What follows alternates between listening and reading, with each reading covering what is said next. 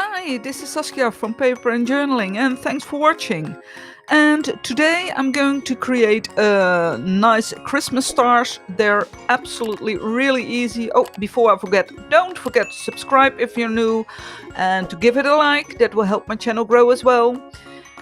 What I said, they are very easy. They're just as easy as the Christmas angels, and you can hang them in your tree if you want to.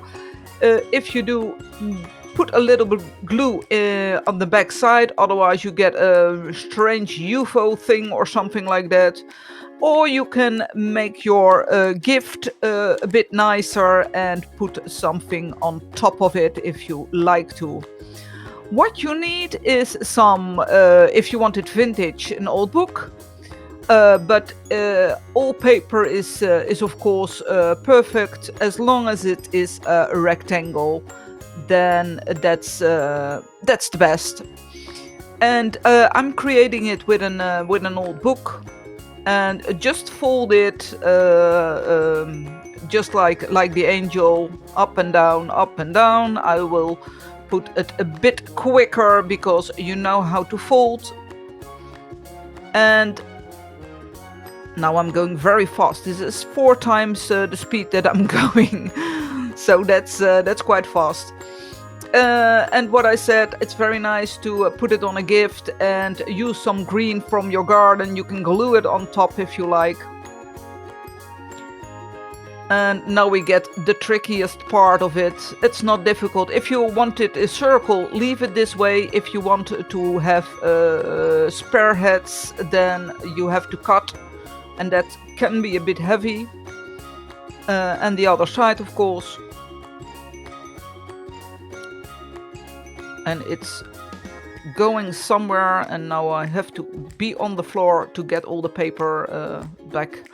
I'm just going to ink the edges a little bit for the effect.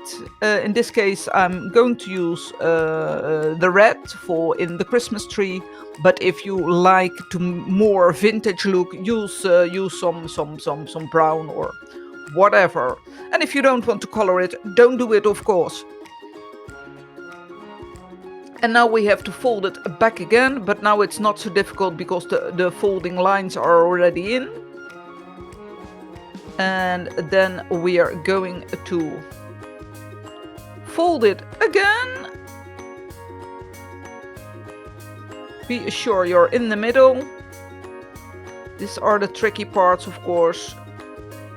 First one way and then push it real hard. And then to the other side as well.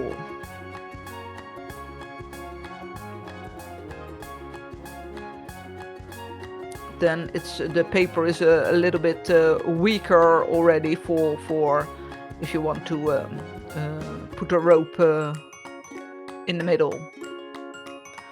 And then use some glue. And just ordinary paper glue is normally good enough. And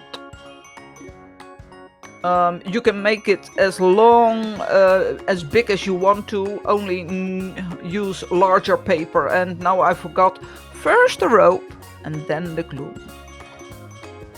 Yeah, sometimes it's difficult for me. It's so simple, but sometimes it can be difficult for me. First the rope, then the glue. And I have a red-white rope which fits with the ink on the edges.